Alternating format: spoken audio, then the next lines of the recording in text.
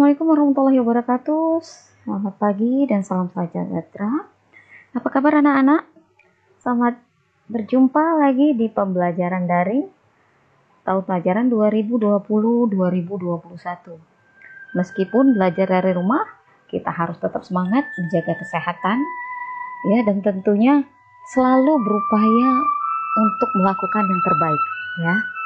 Baik, hari ini di tahun pelajaran yang baru ini, materi pertama yang akan kita pelajari pada mata pelajaran bahasa Indonesia adalah, kita lihat,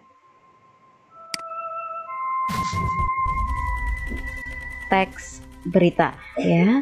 Jadi hari ini kita akan belajar mengenai teks berita. Kita lihat kompetensi dasarnya. Kompetensi dasar yang pertama 3.1 ya. 3.1 mengidentifikasi unsur-unsur teks berita, membanggakan dan memotivasi yang didengar dan dibaca. Kemudian 4.1 menyimpulkan isi dari berita, membanggakan dan memotivasi yang dibaca dan didengar. Kemudian tujuan pembelajaran kita yang pertama adalah peserta didik dapat menjelaskan pengertian berita. Yang kedua, peserta didik dapat mengidentifikasi unsur-unsur berita.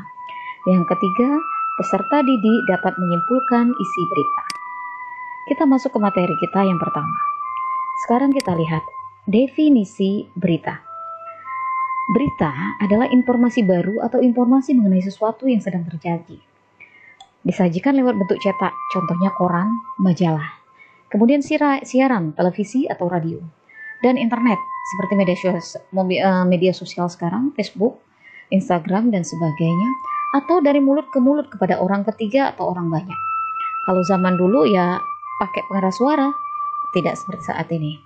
Ada juga yang mengatakan berita adalah laporan peristiwa atau fakta, dan di dalamnya ada opini yang aktual, terkini, terbaru, menarik dan penting. Kalau nggak penting nggak usah diberitakan ya. Ada juga yang mengartikan berita sebagai informasi baru yang disajikan dalam pembacaan atau penulisan yang jelas, aktual, dan menarik.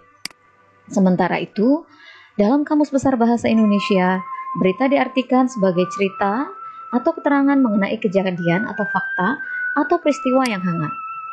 Kita lihat ciri-ciri berita. Ya, yang pertama faktual dan aktual.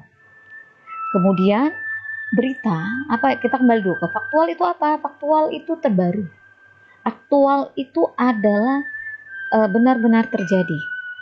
Unik, ya beritanya harus unik dong. Ya, seperti baru-baru ini kita lihat kemarin yang viral, ada orang yang bisa menangkap buaya menggunakan tangan sendiri. Itu unik gitu. Buat orang itu berarti punya kekuatan. Kemudian menarik. Kemudian yang di bagian ketiga itu sistematis. Maksudnya apa? Berita itu tersusun, tidak asal-asal kita buat. Yang penting berita, bukan tersusun. Tersusunnya apa? Secara lengkap, sesuai dengan unsur-unsur berita. Nah, mengenai unsur-unsur berita akan kita bahas pada selanjutnya ya. Kemudian yang keempat itu adalah seimbang. Berita itu harus imbang. Ya, kalau ada suatu kejadian, umpamanya pencurian. Nah, kasus pencurian ini kita tidak hanya bisa melihat mengambil infonya dari korban, tapi kita harus melihat juga dari pihak kepolisian. Ya, bila perlu dari tersangka kita wawancarai. Kemudian harus komunikatif, bahasa yang digunakan bahasa komunikatif. Berita adalah teks yang naratif, makanya di dalamnya bahasanya komunikatif. Kalau tidak komunikatif, orang akan sulit memahaminya. Nah, sekarang kita lihat unsur-unsur berita. Apa itu unsur-unsur berita? Nah, di sini unsur-unsur berita terdiri dari apa, di mana, kapan, siapa, mengapa, dan bagaimana. Atau bisa kita buat singkatannya menjadi ADISIMBA. A itu apa, di itu di mana, K-nya kapan, C-nya siapa, M-nya mengapa, dan B-nya bagaimana. Namun ada juga dalam bahasa asing menyebutkan ini dalam bentuk rumus. Kalau kalian pernah melihat rumusnya, 5W plus 1H. W itu apa? Ada terdiri dari what, when, where, why, who, dan yang terakhir how adalah bagaimana. Ya, inilah yang disebut dengan unsur-unsur berita.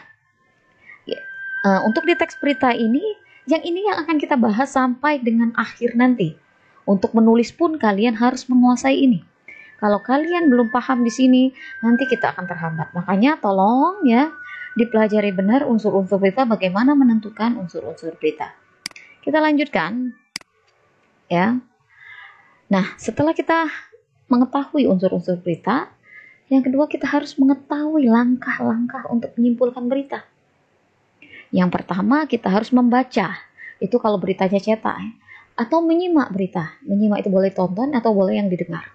Kemudian setelah kita tahu berita itu, kita tentukan unsur-unsur beritanya yang 5W1H tadi. Atau adik Simba tadi. Kita buat per poinnya, apanya, di mana, kapan, dan sebagainya. Dan yang terakhir setelah kita tahu unsur-unsur berita, kita simpulkan berita tadi, tetapi jangan lupa gunakan kata hubung yang tepat agar menjadi padu. Kita lanjutkan. Nah, kita lihat di sini ya. Selanjutnya adalah menentukan unsur-unsur berita. Kita latihannya. Ini ada berita, kebetulan berita ini yang asli ya, kita tahun 2018. Di sini judulnya SMP Negeri 54 Palembang raih emas di ajang opsi 2018. SMP Negeri 54 Palembang berhasil mencatatkan namanya sebagai peraih medali emas pada bidang IPS, kemanusiaan dan seni dalam ajang Olimpiade Penelitian Siswa Indonesia atau OPSI tingkat nasional tahun 2018. Pada ajang yang diselenggarakan oleh Direktorat Pembinaan Siswa SMP Kemdikbud ini, SMP Negeri 54 yang diwakili oleh Amanda Putri Apriliani mengangkat judul karya tulis tentang Jola-Jola sebagai salah satu komunitas remaja di Kota Palembang. Menurut salah satu juri yang menilai karakteristika presentasi, karya tulis yang dipresentasikan sesuai dengan kriteria penilaian. Salah satunya memuat tentang konten lokal yang berbeda dari daerah-daerah lain dari seluruh Indonesia, jelas Dian Ekasari, guru pembimbing yang ikut mendampingi Amanda. Dalam lomba yang diselenggarakan pada 22 sampai dengan 26 Juli di Surabaya ini, Dian menambahkan bahwa jumlah peserta yang mengikuti lomba ini berasal dari 34 provinsi yang ada di Indonesia, mewakili bidang IPA dan lingkungan, teknik rekayasa, serta IPS kemanusiaan dan seni. Ini merupakan tahun kedua SMP Negeri 54 Palembang mengikuti ajang ini mewakili Sumatera Selatan. Namun, tahun lalu kami hanya lolos sebagai finalis.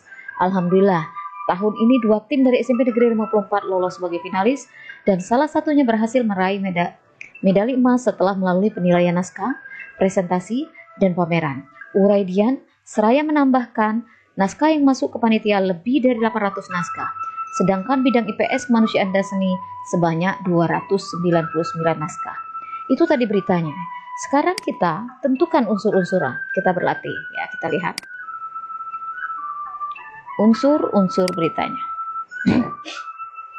Nah, unsur-unsur berita itu kan terdiri dari apa, di mana, kapan, siapa, mengapa, dan bagaimana. Kita lihat di apa. Apa dari berita tadi? Itu adalah SMP Negeri 54 Palembang raih emas di ajang OPSI 2018. Kemudian di mana? Di mana terjadinya lomba itu? Di mana terjadi dapatnya emas itu? Di Surabaya. Kapan kejadiannya? Tanggal 22 sampai dengan 26 Juli 2018. Kemudian siapa yang terlibat dalam kegiatan ini? SMP Negeri 54 yang diwakili oleh Amanda Putri Apriliani dan guru pembimbing Dian Ekasari. Terakhir, belum terakhir ya, mengapa? Mengapa Amanda bisa menang? Menurut salah satu juri yang menilai ketika presentasi, karya tulis yang dipresentasikan sesuai dengan kriteria penilaian. Salah satunya memuat tentang konten lokal yang berbeda dari daerah-daerah lain dari seluruh Indonesia. Ya, kemudian bagaimana bisa? Ya, Amanda Putri Apriliani itu mengangkat judul karya tulis tentang Jola-Jola sebagai salah satu komunitas remaja di Kota Palembang. Jadi karena karya tulis inilah Amanda bisa berhasil meraih medali emas dilengkapi dengan presentasi dan pameran. Nah, itu tadi ya unsur-unsur berita ya. Nah, jadi setelah dapat unsur-unsur berita itu kita buat simpulan. Kita jadikan satu. diringkas istilahnya. Nah, simpulannya seperti ini. SMP Negeri 54 Palembang berhasil meraih medali emas dalam ajang OPSI 2018 yang diselenggarakan pada 22 sampai dengan 26 Juli di Surabaya. Dalam ajang ini, SMP Negeri 54 Palembang diwakili oleh Amanda Putri Apriliani, didampingi guru pembimbing Dian Ekasari SPD, mengangkat judul karya tulis tentang Jola-Jola sebagai salah satu komunitas remaja di Kota Palembang.